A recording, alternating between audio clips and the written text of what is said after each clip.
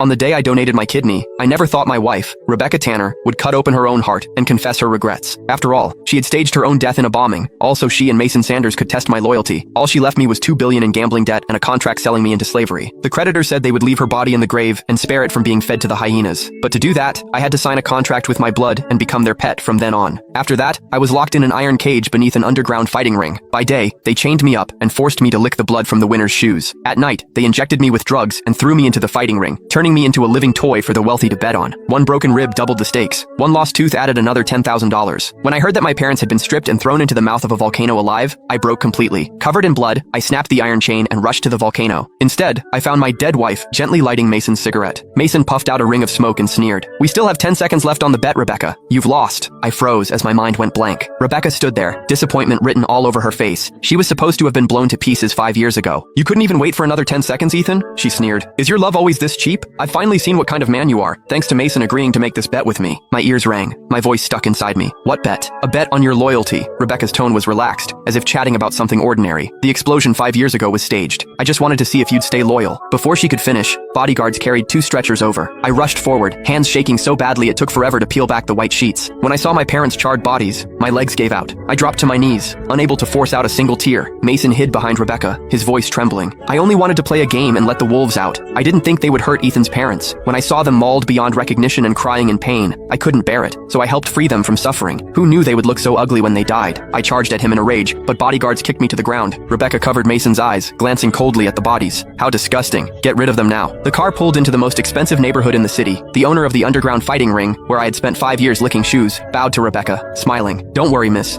Those 2 old husks have already been thrown into the volcano. Not even ashes are left. Nothing will be traced back to Mason." I turned to run outside, but Rebecca grabbed me. "They've already been burned to ashes. What else do you want? Are you trying to disgust Mason on purpose?" Every drop of blood went cold. I looked at the face I knew so well and no longer recognized. "Did you arrange everything over the past 5 years?" My voice trembled. "Did you kill my parents too?" She pushed me away, taking out a wet wipe to clean her fingers one by one. "It was just a bet. You shouldn't have played if you couldn't handle it. If Mason hadn't taken pity on you, you wouldn't even have the right to stand here." A smile appeared on my face. I laughed until my whole body trembled.